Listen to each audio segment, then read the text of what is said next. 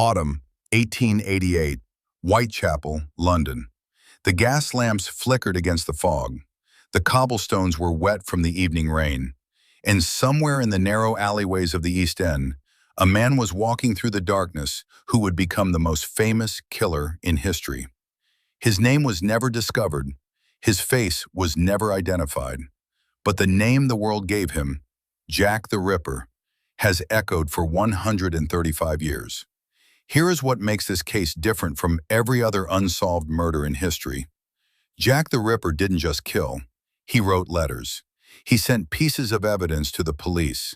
He mocked the investigation while it was happening.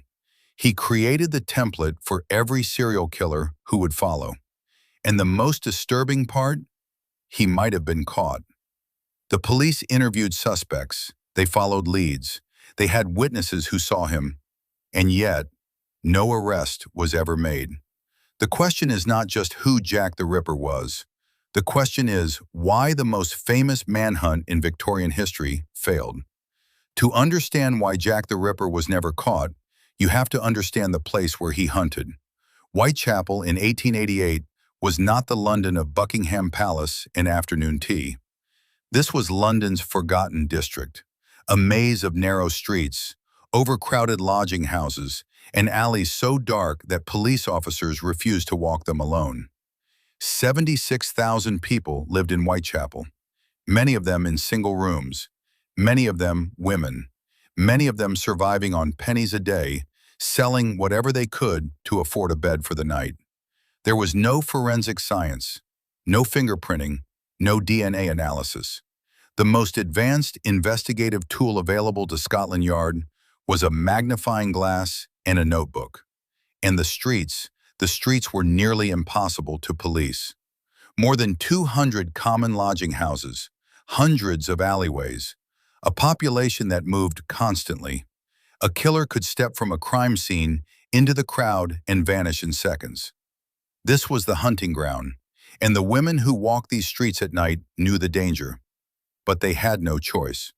Between August and November of 1888, 5 women were murdered in Whitechapel. The police called them the Canonical Five. The victims most experts agree were killed by the same hand. Mary Ann Nichols, August 31st, found in Bucks Row at 3:40 in the morning. She was 43 years old. She had been turned away from a lodging house hours earlier because she didn't have 4 pence for a bed. "I'll soon get the money," she told the keeper. "See what a jolly bonnet I've got." She was found dead less than 2 hours later. Annie Chapman, September 8th, found in the backyard of 29 Hanbury Street. She was 47. She had left her lodging house that morning to earn money for her bed. A witness saw her speaking with a man near the yard where her body was discovered. He heard her say, "No." Minutes later, she was dead. Elizabeth Stride and Catherine Eddowes, September 30th, the double event. Stride was found in Dutfield's yard at 1 a.m.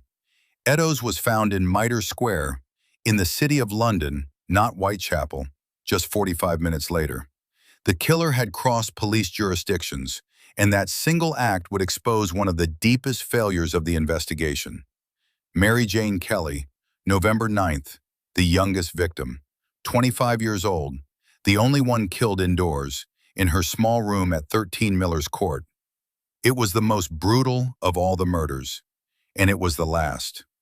5 women, all working class, all trying to survive. None of them imagined they would become the foundation of the world's most famous murder mystery. Then on September 27th, 1888, the Central News Agency received a letter.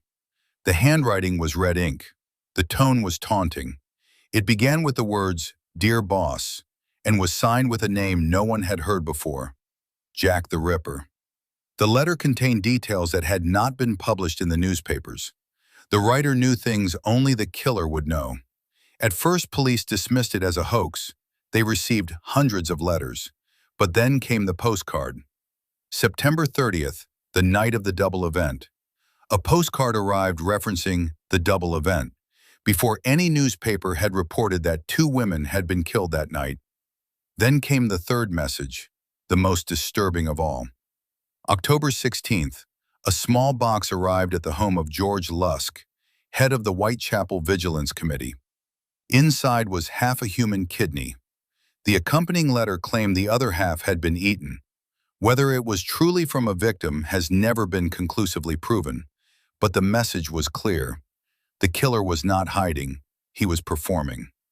More than 100 suspects have been named over the decades, but only a handful were taken seriously by the detectives who worked the case. Montague John Druitt, a barrister and schoolteacher, found dead in the Thames in December 1888, just weeks after the final murder. Chief Inspector McNaughton would later name him as a leading suspect.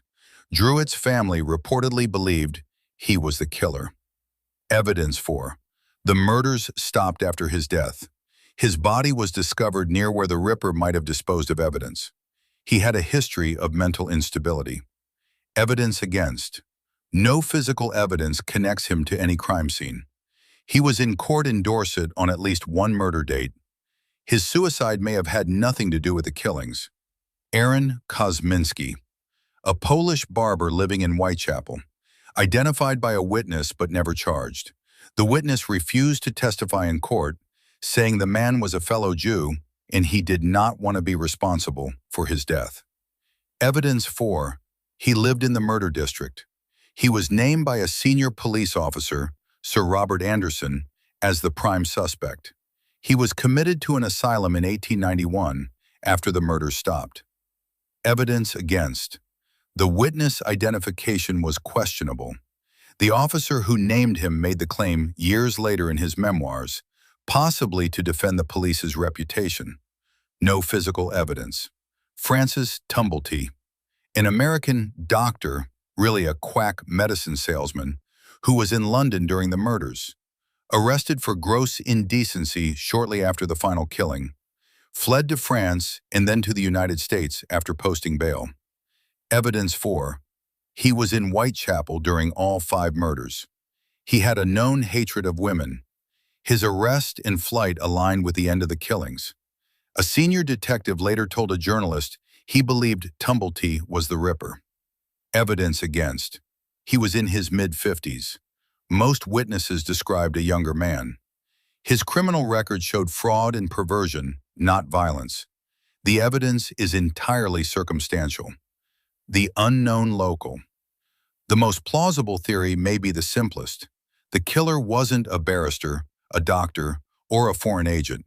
He was someone who knew Whitechapel intimately. Someone who could navigate the alleys in complete darkness. Someone whose presence in the district raised no suspicion. A slaughterhouse worker, covered in blood at the end of his shift. A sailor who docked and departed with the tide. Someone the police interviewed and released because they had no forensic tools to connect him to the crimes. The uncomfortable truth. Jack the Ripper was probably never caught, not because he was a brilliant criminal, but because the gap between what the police needed to prove and what they could actually discover was simply too wide. 3 failures doomed the investigation. First, the crime scenes were contaminated. Before forensic science existed, police officers and curious crowds walked through murder sites, destroying evidence that would be critical today. No photographs of the bodies, no preserved clothing, no blood analysis. Second, the police were overwhelmed.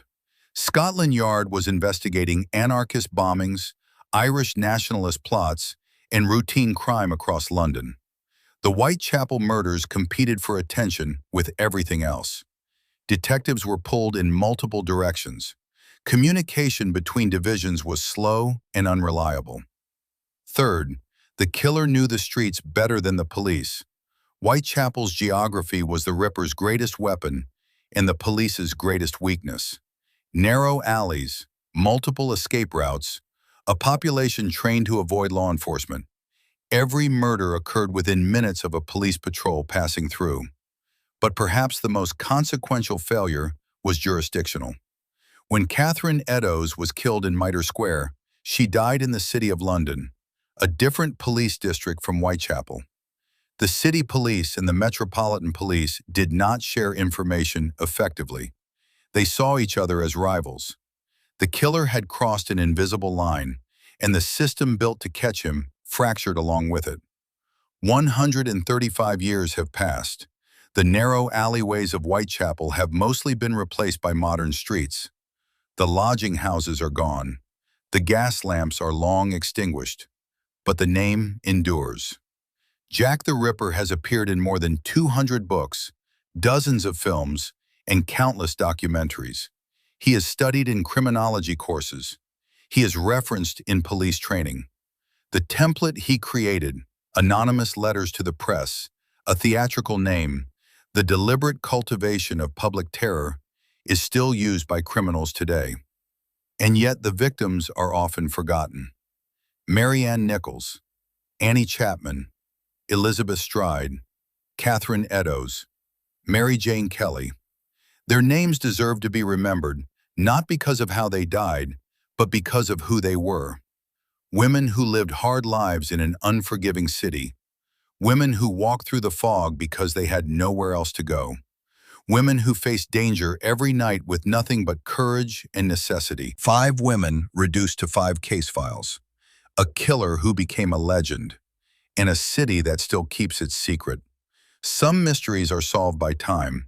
Others become part of the legend itself. This is Shadows of Mystery.